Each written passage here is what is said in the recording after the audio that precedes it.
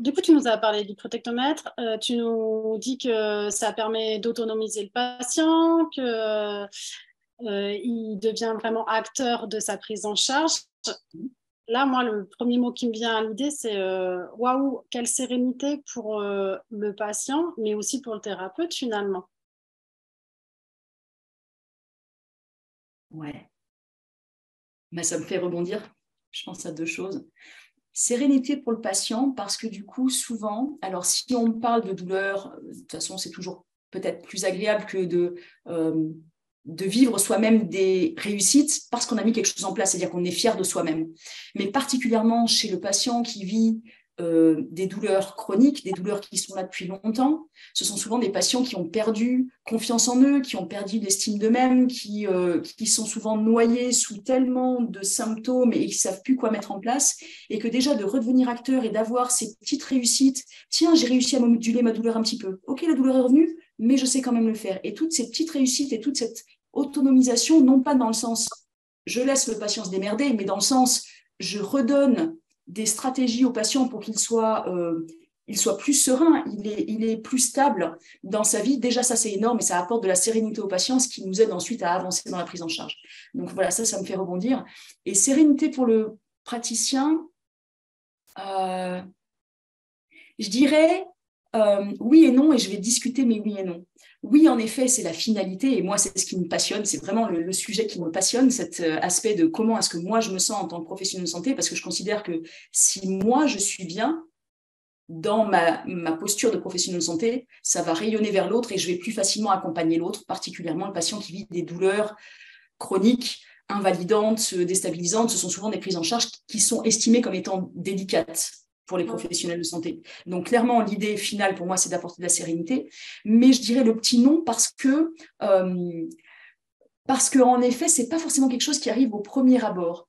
Je sais combien cette formation expliquer la douleur, quand je la donne, peut être déstabilisante. Et je sais que parfois, ça fait vivre de l'inconfort chez les professionnels de santé. Et moi, je suis là pour accompagner cet inconfort pour que les participants émergent le plus rapidement possible vers une posture sereine.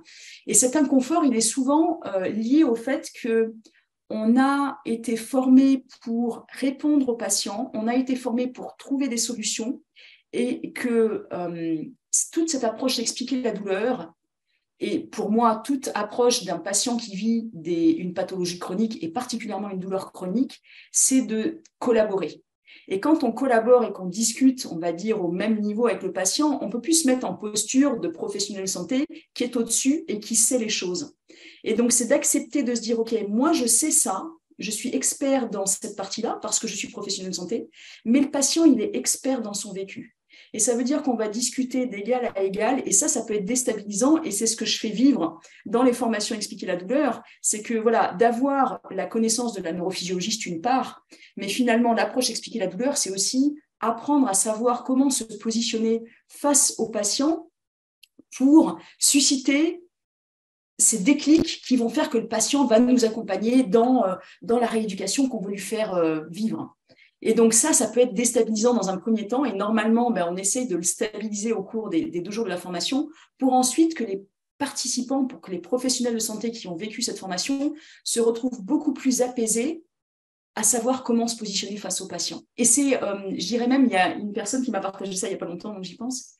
En fait, mais j'ai plus grand-chose à faire. Et je dis, mais oui, c'est ça, c'est que moi, je sais ce que j'ai à proposer comme professionnel de santé, mais finalement, c'est le patient qui va interagir, qui va dire ce qui est le plus adapté pour lui, qui va même, à un moment donné, il va être tellement autonome qu'il va normalement arriver en séance en disant, là, j'ai besoin de ça. Et en tant que professionnel de santé, on devient pourvoyeur d'un soin qui a été décidé par quelqu'un d'autre et on n'est plus décideur. Et c'est là qu'on donne l'autonomie totale au patient. Donc oui, c'est une sérénité, enfin c'est voilà, j'en pétille.